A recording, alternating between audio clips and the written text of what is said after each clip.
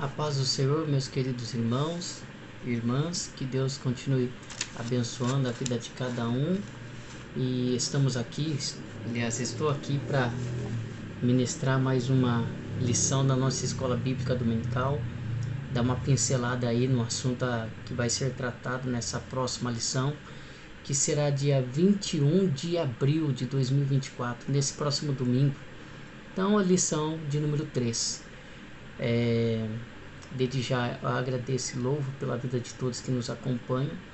Se você está gostando dos vídeos, curte, compartilhe, e que assim esse vídeo, espero eu, que seja um canal de bênção para a vida de muitos irmãos e até mesmo pessoas que acompanham, ou talvez alguma pessoa que esteja um pouco afastada dos caminhos do Senhor, que parou na caminhada.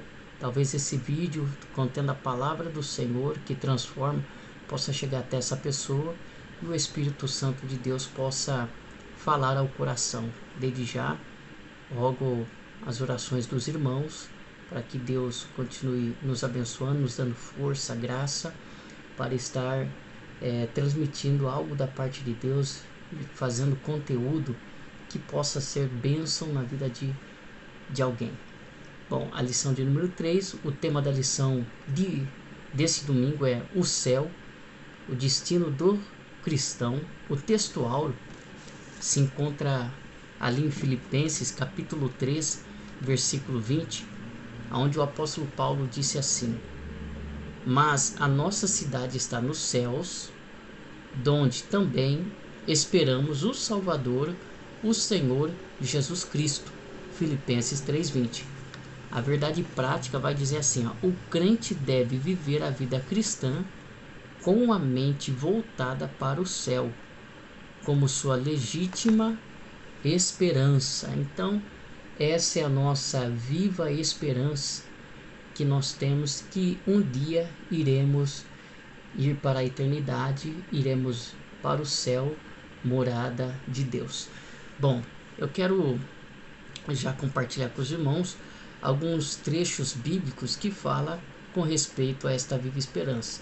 Eu esqueci de anotar, mas o apóstolo Paulo disse em uma de suas cartas que aquele que crê em Cristo e não tem essa esperança é praticamente pior do que um incrédulo, porque é vã a nossa fé. Se nós não temos essa esperança da segunda vinda de Cristo, que quando nós partimos para a eternidade, seja por meio do arrebatamento, que é a segunda vida de Cristo, seja por meio da morte, que é apenas um momento de passagem, de deixada, de deixar esse corpo físico, então, ir para o céu, então é vã a nossa fé. Então, nós cremos na realidade do céu para aqueles que abraçam a graça de Jesus, aceitam a misericórdia e a graça de Jesus, reconhecendo que é pecador, que carece do perdão de Cristo, reconhecendo Cristo como Senhor e Salvador, reconhecendo o que Ele fez por nós na cruz do Calvário. Então temos esta viva esperança de morar no céu. E também a realidade oposta, àqueles que rejeitarem esta graça maravilhosa e preferirem viver os prazeres da carne, do pecado e do mundo.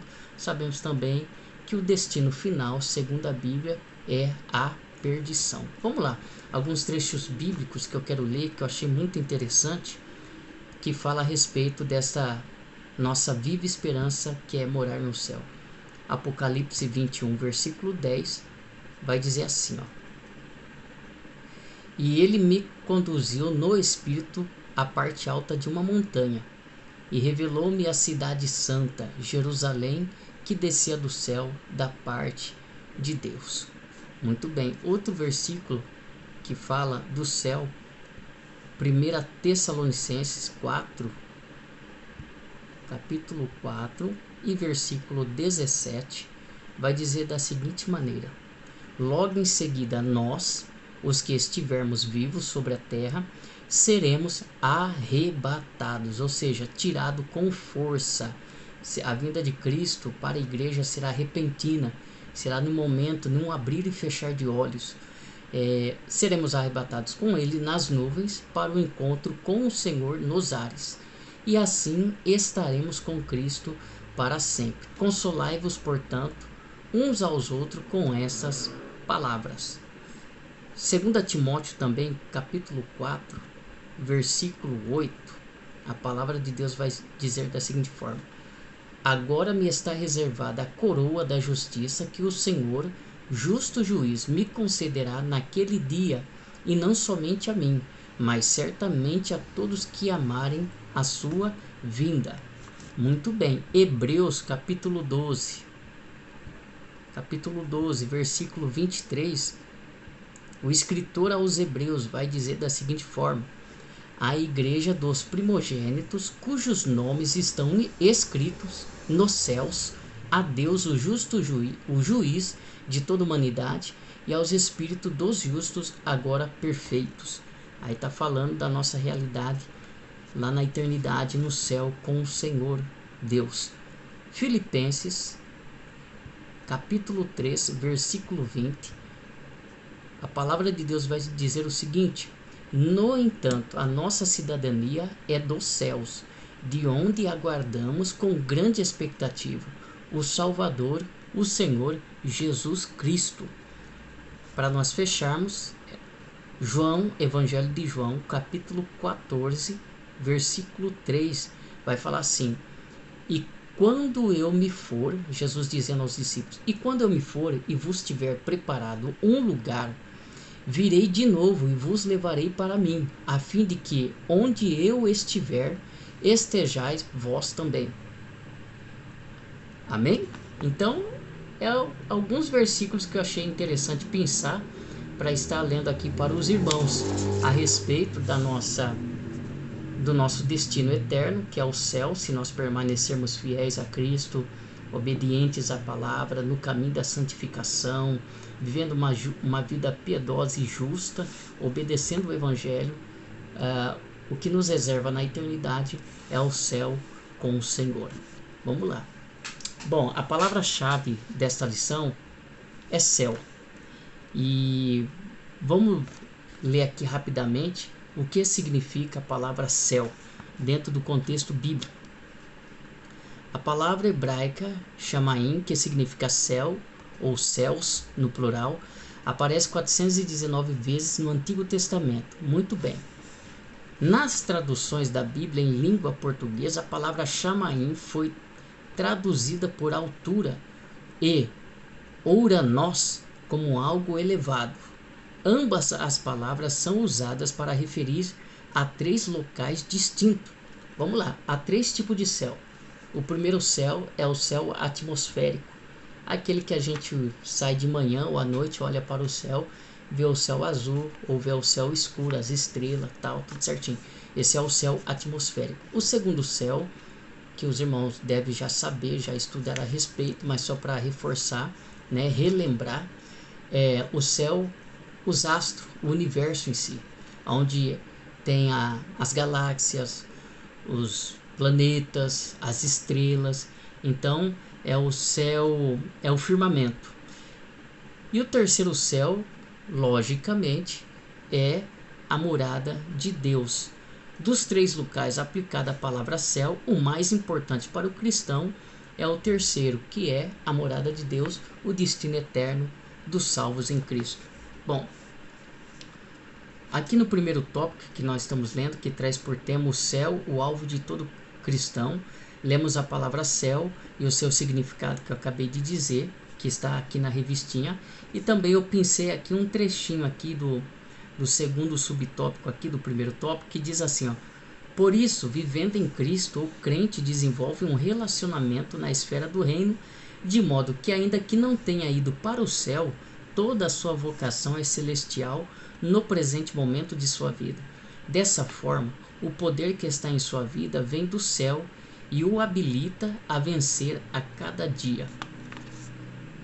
Aí, continuando aqui, alguma coisa que eu pensei, diz assim, ó: Assim o apóstolo persegue o prêmio com determinação, liberdade, empenho e com os olhos fixos no autor da salvação. Lembra que diz lá na carta em Hebreus? Eu vou ler aqui para não falar errado, né? Porque às vezes a gente vai citar e cita de memória e acaba falando alguma coisa errada. Diz assim, Hebreus 12:2: E olhando fixamente para o autor e consumador da fé, Jesus, o qual, por causa do júbilo que lhe fora proposto, suportou a cruz, desprezando a vergonha, e assentou-se à direita do trono de Deus. Ou seja, reflitamos. Tem muitos hoje em dia desanimando na fé. Por que não dizer fracassando na fé, na vida espiritual, por causa que começa a olhar as provações, as tribulações, o peso da cruz, né? As dificuldades do dia a dia, e acaba fracassando na fé. Por quê? Por falta de manter o seu olhar em Cristo. Então, se nós quisermos perseverar até o fim da nossa vida nos caminhos do Senhor, nós não podemos ficar olhando para o que está acontecendo a nosso derredor. Se nós ficarmos fixos, pôr a nossa atenção, pôr o nosso foco nas coisas ruins que está acontecendo nesses últimos dias da igreja na terra, a maioria, se não se desviar, vai ficar um crente morno, um crente fraco espiritual, desanimado. Então, para nós não cair nessa cilada, nessa sutileza do inimigo, nós devemos manter o nosso foco na palavra de Deus, olhando para Jesus, o autor e consumador da nossa fé, fazendo igual Pedro fez naquele episódio, que ele olha Jesus passar por adiante, andando sobre as águas, e ele fala: Senhor, se tu és mesmo, manda que eu vou ter contigo aí sobre as águas. E Jesus falou: vem, Pedro. E Pedro foi em direção a Cristo. Mas observe, que eu creio que os irmãos já ouviram diversas vezes, só para lembrar, Pedro, quando ele estava olhando para Jesus, ele andou sobre as águas, ou seja, andou por cima das dificuldades, dos problemas. Mas a partir do momento que ele começou a observar os ventos, dar ouvido aos ventos, começou a ver, observar o mar revolto, as ondas se aumentando, a partir desse momento que ele perdeu o foco em Cristo, ele começou a afundar. Aí ele gritou para Jesus e Jesus foi lá e o acudiu, segurando-o pela mão e trazendo ele de volta para o barco. Isso é uma lição espiritual para nós. A semelhante situação nós estamos vivendo hoje de Pedro. Nós estamos andando pela fé por sobre as águas. As águas representam as dificuldades do cristão, o preço da renúncia, o preço de uma vida de acordo com a palavra de Deus, em santificação e obediência. Então, nós estamos como Pedro. Se nós começarmos a olhar somente para as dificuldades, com certeza a gente pode fracassar. Então, essa palavra de Deus que eu quero já deixar logo aqui no primeiro tópico, né? O céu, o alvo de todo cristão. E a expressão nossa pátria, olha que diz lá Colossenses capítulo 3, versículo 2, diz assim, ó: pensai nas coisas do alto e não nas coisas terrenas, pois morreste e a vossa vida está escondida com Cristo em Deus. Quando Cristo, que é a vossa vida, for manifestado, também vos manifestarei com ele em glória. Aí tem muito crente também desanimando, porque talvez o evangelho não atingiu a expectativa que ele criou. Talvez por falta de vigilância, deu muito ouvido a essas mensagens enlatadas, né? Esse evangelho fácil, né? Esse evangelho de 1,99, digamos assim, que é só facilidades, onde Cristo saiu do centro, onde o homem está sendo posto no centro, né? O evangelho é para agradar o ego.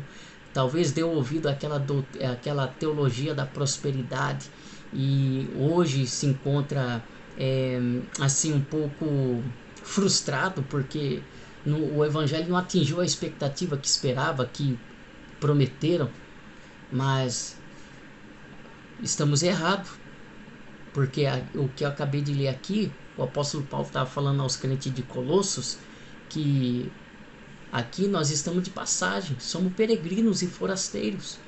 Então, o apóstolo Paulo diz também em uma de suas cartas que, tendo nós o que comer, beber e vestir, nisso estejamos já agradecidos a Deus, porque Deus tem cuidado de nós, tem nos dado a porção de cada dia e não tem satisfeito os nossos caprichos. O evangelho não é para satisfazer o nosso ego, os nossos caprichos, ou realizar o nosso sonho como se fosse um conto de fadas. Não, o evangelho é cruz, o evangelho é renúncia, o evangelho é nascer de novo, o evangelho é trilhar o caminho da santificação, e o evangelho que transforma. E Deus está preocupado com a nossa salvação eterna, porque ele já disse que aqui nós somos apenas peregrinos, nada iremos deixar, ou nada iremos levar, aliás, para a eternidade. Amém? Então, é uma reflexão também para todos nós, para que não venhamos fracassar na fé. Primeira carta a João, capítulo 3, versículo 2, o apóstolo João vai dizer assim: amados, agora somos filhos de Deus, e ainda não se manifestou o que havemos de ser. Todavia, sabemos que quando ele se manifestar, ou seja, ele quem? Jesus, através de sua vinda, seremos semelhantes a ele, pois o veremos como ele é. E todo o que tem nele essa plena confiança, purifique a si mesmo, assim como ele é puro. Então, meu querido, se você está um pouco desanimado, triste, frustrado, abatido, pensando em desistir da caminhada cristã, pensando em deixar a sua cruz, não deixe, permaneça fiel, porque ainda não manifestou o que havemos de ser, porque a nossa cidadania, a nossa pátria é o céu. Então lembra que essa vida, por mais robusto que sejamos, duramos apenas no máximo 100 anos, vamos por aí, exagerando, né, expectativa de vida aí, porque pelo modo de vida que nós temos hoje, uma vida corrida, uma vida com muito estresse, muita correria, possivelmente o nosso corpo vai se abatendo ao longo dos anos e a gente acaba partindo. Mas, por mais que você seja robusto, forte, o máximo é 100 anos. E aí eu falo para você, o que é 100 anos diante de uma eternidade? O que é a eternidade? Não tem começo e nem fim, é o estado eterno. Então, nada se compara ao céu de glória e às bênçãos eternas que Jesus já conquistou por nós na cruz. Então, o que cabe a nós fazermos hoje? Adorar a Cristo, servir a Cristo com alegria. Se estiver sofrendo, é a cruz de cada dia, devemos pedir graça ao Senhor, pedir ajuda da parte do Senhor. O Senhor nos socorre em nossas tribulações, porque Ele não nos deixou órfãos. A palavra de Deus diz que Ele foi para o céu, mas enviou o Consolador, que está conosco, que nos consola, nos dá graça, nos dá força, nos renova a cada amanhecer. Então é só nós perseverarmos até o fim, que breve toda a nossa angústia, a nossa aflição vai terminar e estaremos eternamente com o Senhor para a glória do nome de Jesus. Vamos lá, o segundo tópico, para não ficar muito extenso o vídeo, vai dizer sobre a descrição do céu segundo o livro do Apocalipse. Olha, o céu, a Nova Jerusalém, né, que o apóstolo João viu ali na ilha de Patmos, né, que ele recebeu aquela revelação da parte de Deus e escreveu o Apocalipse, que o próprio nome já significa revelação. Ele viu a Nova Jerusalém, onde ele viu os muros de jaspe, as ruas de ouro, de cristais. Sabemos que tudo isso é uma figura de linguagem humana que ele tentou materializar algo que ele viu, algo espiritual tão sublime, tão fora da nossa concepção humana, que ele usou essa simbologia do ouro, de coisas que nós valorizamos tanto nessa terra, para pelo menos lançar luz, um reflexo daquilo que o céu é. E na verdade, nós teremos total conhecimento do céu somente quando chegarmos lá. Mas nós sabemos que é um lugar glorioso. O apóstolo Paulo diz que aquilo que ouvidos não viu e nem subiu ao coração do homem, é isso que Deus tem preparado para aqueles que o amam. Então, nós temos que ter fé que o céu será um lugar de tremenda glória. Se hoje você que é batizado com o Espírito Santo, você vai me entender o que eu quero dizer. Se hoje quando nós somos renovados com o Espírito Santo, é aquela alegria, aquela glória infinita. Parece que nós vai até explodir tanta alegria, de tanta virtude da parte de Deus. Imagine na eternidade. Então, só para que os irmãos tenham uma ideia de como será o céu. Bom, aí o terceiro tópico vai falar que o tema é o terceiro tópico aqui, o céu, o fim da jornada cristã.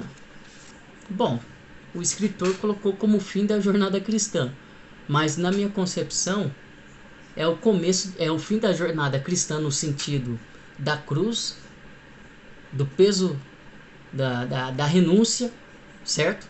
Do sofrimento que cabe a nós sofrermos, a porta estreita que a lição anterior falou, o caminho apertado e estreito, porque nós estamos lutando com 3 maiores inimigos do cristão, que é a carne, a velha natureza, né? O mundo, que é o sistema mundano que jaz no maligno, e o inimigo das nossas almas, o príncipe das potestades do ar que opera hoje no mundo, né? Que dita vai as suas regras aí e o mundo segue. Então, eu acho que é o fim da jornada cristã nesse sentido, mas porém é o início de uma eternidade com Deus. É o fim de uma jornada cristã em questão de sacrifício, de preço, de cruz, de renúncia, né? Mas o início de uma eternidade na presença do Senhor é incomparável. É o início de tudo. Bom, as lágrimas cessarão. Aqui o segundo tópico do terceiro tópico vai falar, tem um tema aqui, ó. As lágrimas cessarão. Eu até pensei aqui um trechinho aqui que eu quero ler.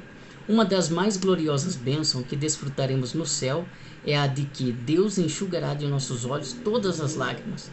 Essas lágrimas simbolizam a tristeza, o sofrimento, as tragédias humanas e outros diversos males que não terão lugar nessa nova realidade de vida, pois todas as primeiras coisas são passadas.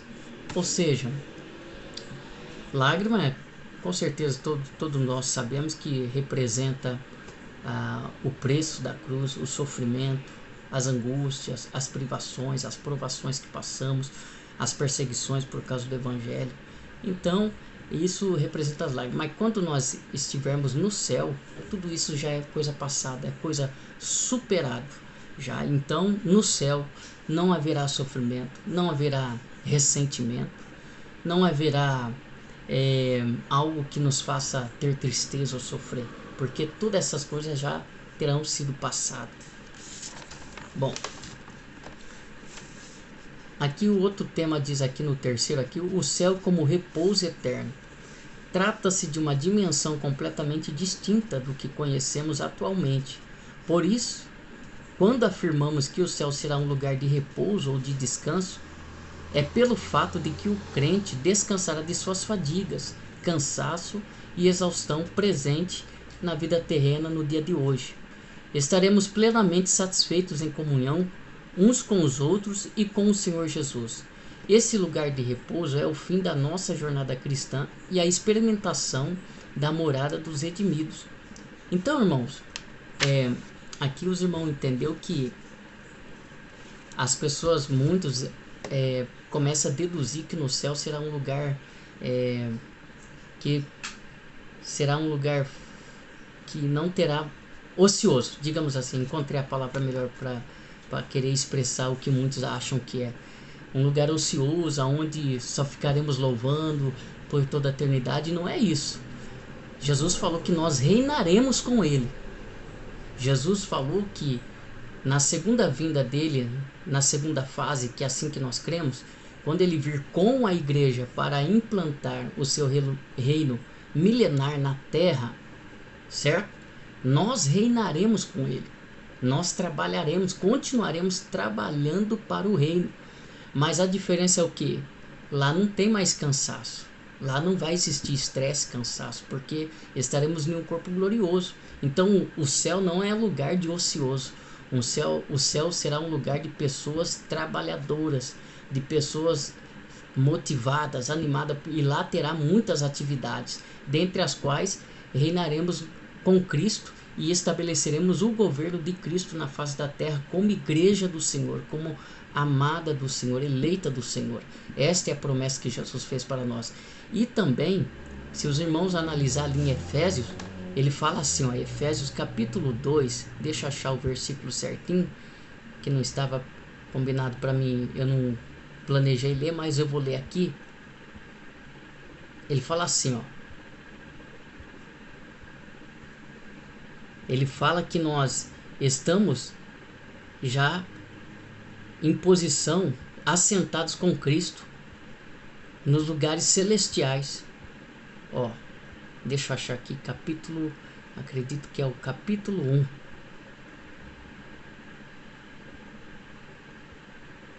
Que fala que, olha lá, esse mesmo poder que agiu em Cristo, ressuscitando-os dos mortos e entronizando-os à sua direita nas regiões celestiais. Então é isso que Cristo tem preparado para nós. Então iremos reinar com Cristo.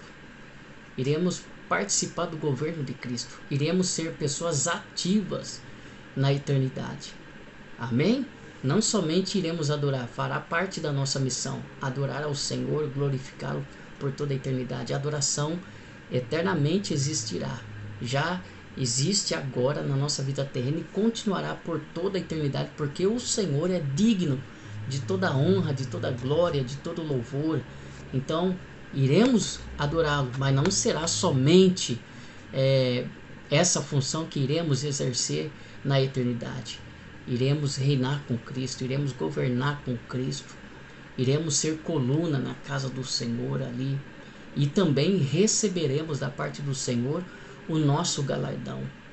Então, tudo isso que eu falei está ali registrado nas cartas do apóstolo Paulo em Coríntios, em Filipenses, também aqui em Apocalipse. Então não dá para ficar citando versículo por versículo, senão o tempo se estende muito. Mas nós sabemos que iremos passar pelo tribunal de Cristo, os salvos em Cristo que forem arrebatados, né, para o encontro do Senhor, fizer parte dessa colheita. Iremos passar no tribunal de Cristo, que será julgamento das obras e não de salvação. Iremos receber o nosso galardão, iremos receber o nosso prêmio, como o apóstolo Paulo falou.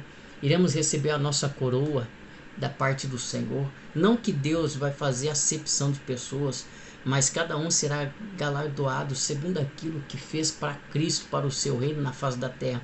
E isso é bíblico. Agora, explicar especificamente como será, nós não podemos falar, porque a Bíblia não nos dá margem, não nos dá base para isso. Mas nós sabemos que haverá um trono que irá julgar as nossas obras e iremos receber a nossa recompensa segundo aquilo que nós fizemos para o reino de Deus na face da terra, enquanto estarmos vivos aqui nesse corpo físico. Então é bíblico. Agora falar especificamente o que é, como será essa classe, essa divisão, não sabemos. Só na eternidade iremos saber. E eu creio que vai ser glorioso, em nome de Jesus. Pois bem, é isso. A conclusão diz assim, ó. Eu queria deixar aqui a minha conclusão, né? Requisitos para ir morar no céu e fazer parte do reino eterno de Cristo. Devemos nascer de novo, João capítulo 3, versículo 3, viver em Cristo, Gálatas 2, versículo 20, e transformar a nossa mente, que é preciso ter e transformar a nossa mente, Romanos capítulo 12, versículo 1 e 2, e ter uma nova natureza, e ser uma nova criatura, 2 Coríntios 5,17. Tá aí a receitinha para nós chegarmos nesse lugar glorioso na eternidade com o Senhor. Novo nascimento, ser uma nova criatura, transformar a nossa mente com o conhecimento do Senhor, Romanos 12, lá, capítulo 1, versículo 2, que não devemos nos conformar com o mundo, mas devemos transformar a nossa mente pela renovação do conhecimento em Cristo.